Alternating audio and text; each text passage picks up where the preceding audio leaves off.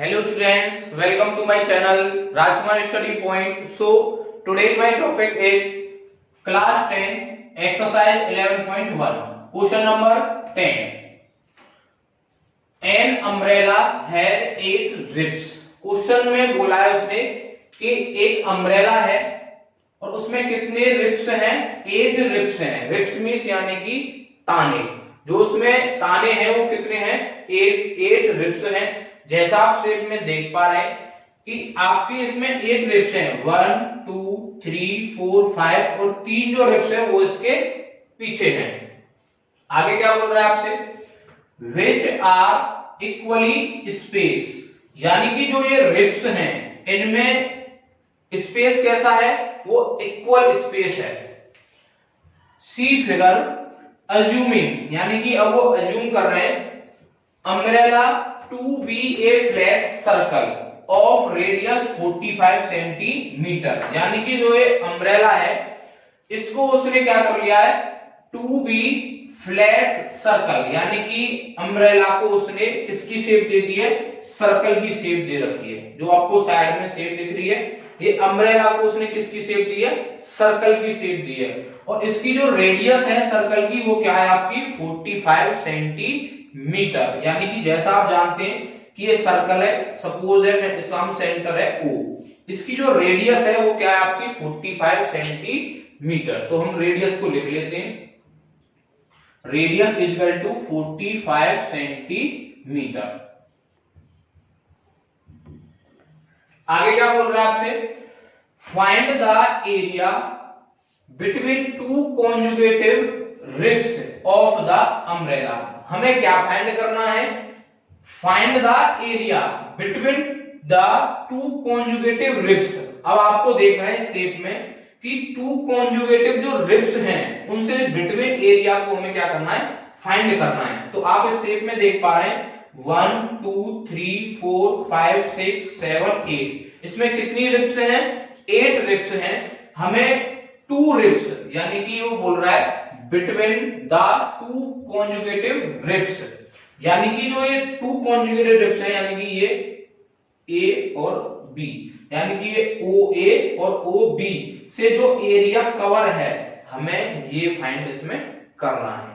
तो आइए अब हम इसका क्या करते हैं? सॉल्यूशन करते हैं. जैसा आप जानते हैं कि ये आपका क्या है? सर्कल है और सर्कल में भी रेडियस है OA और OB. तो ये वाला जो एरिया है आपका, ये आपका क्या है? Area of minor sector. और area of minor sector find करने के लिए आपको क्या चाहिए? आर की वैल्यू चाहिए और सेकंड किसकी वैल्यू चाहिए आपको? थीटा की वैल्यू. तो हम पहले इसमें किसकी वैल्यू फाइंड करेंगे? थीटा की वैल्यू फाइंड करेंगे. जैसा आप जानते हैं कि ये कंप्लीट एंगल कितने डिग्री का है? 360 डिग्री का. तो theta is equal to 360 degree upon इसमें जो ये पार्ट है यानी कि कितने सेक्टर हैं? 1 2 3 4 5 6 7 8. तो 8 इसमें सेक्टर हैं. तो हमें एक सेक्टर का अगर एंगल फाइंड करना है तो उसमें हमें क्या करना पड़ेगा? 8 से डिवाइड. तो 8 से जब इसमें डिवाइड करेंगे 8 4 जा 32 और 8 5 जा 40. तो आपका जो थीटा है वो कितने डिग्री का है? 45 डिग्री. यानी कि टू रिब्स के बिटवीन जो एंगल है वो कितना है आपका? 45 डिग्री. हमें फाइंड क्या करना था? Find the area between the two conjugative ribs. Area between two conjugative ribs. Two conjugative ribs के बिटवीन एरिया आपका क्या रहेगा? किसके इक्वल रहेगा? Area of minor sector equal to, जैसा आप जानते हैं एरिया ऑफ माइनर सेक्टर का फॉर्मूला क्या रहता है? Theta upon 360 degree into pi. Theta की वैल्यू क्या है आपकी? 45 degree equal to 45 degree upon 360 degree into pi की वैल्यू क्या होती है आपकी? 22/8. 7 इंटू आर यानी कि जो रेडियस है आपकी वो क्या है 45 यानी कि 45 का स्क्वायर इक्वल टू 45 से 360 कितने टाइम कैंसिल होगा 8 टाइम 1/8 इंटू 22/7 इंटू 45 का स्क्वायर क्या होता है आपका 2025। कट शॉर्ट कर लेते हैं 2 से 4 टाइम 2 से 11 टाइम इक्वल टू 11 5 जा 55 कैरी 5 11 2 जा 22 22 और 5 27 कैरी 2 2 का यहां पर क्या आ जाएगा 2 11 2 जा 22 अपॉन 7 4 जा 28 centimetre square. That's it. Question number 11 a car how 2 wipers यानी कि क्वेश्चन में क्या बोल रहा है वो आपसे कि एक कार है उसके कितने वाइपर्स हैं 2 वाइपर्स यानी कि हम 2 वाइपर्स ड्रॉ कर लेते हैं।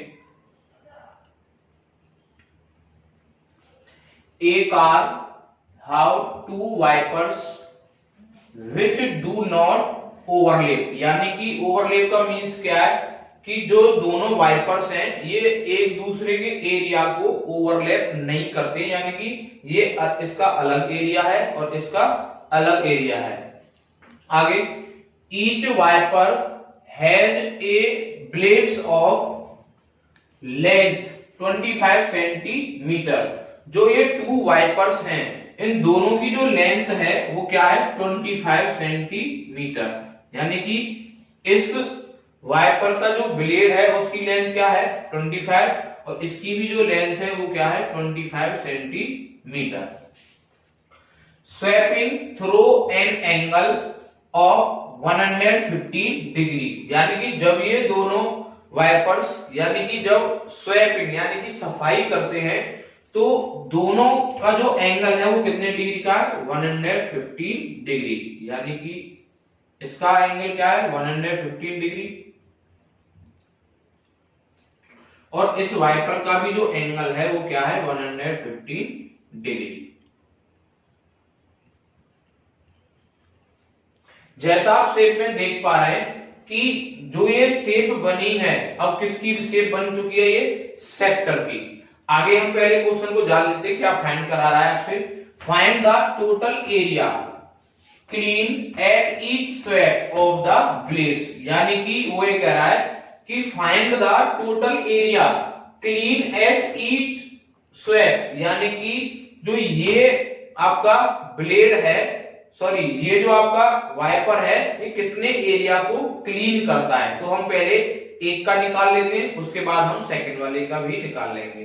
तो हम जानते हैं जो ये वाली शेप है वो कैसी शेप है आपकी सेक्टर की ओ ए पी।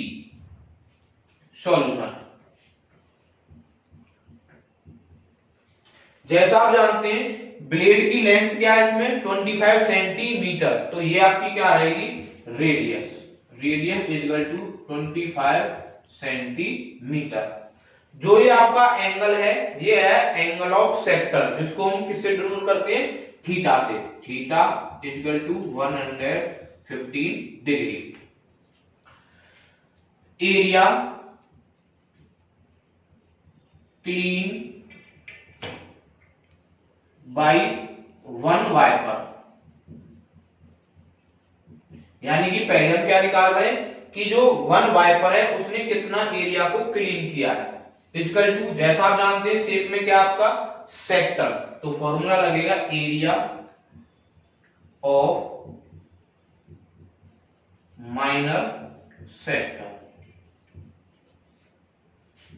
जैसा आप जानते हैं एरिया ऑफ माइनर सेक्टर का फॉर्मूला क्या रहता है theta upon 360 degree into pi r square equal to theta की जो वैल्यू है आपकी वो क्या है 115 degree upon 360 degree into pi की जो वैल्यू है वो आपकी 22/7 इंटू आर की जो वैल्यू है यहां पर आपकी क्या है 25 यानी कि 25 का square equal to 115 degree upon 360 degree into 22/7 7 into 25 का स्क्वायर जैसा आप जानते हैं क्या होता है 625 सेंटीमीटर स्क्वायर। जो अभी ये एरिया आया है निकल के ये 1 वाइपर का है, हमें जो फाइंड करना है वो 2 वाइपर का एरिया फाइंड करना है।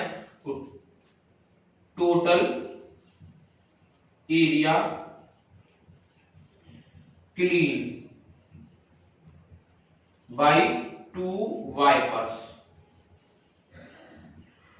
तो ये एक वाइपर्स का एरिया था, हमें 2 वाइपर्स का एरिया फाइंड करना है, तो हम इसमें किससे मल्टीप्लाई करेंगे 2 से।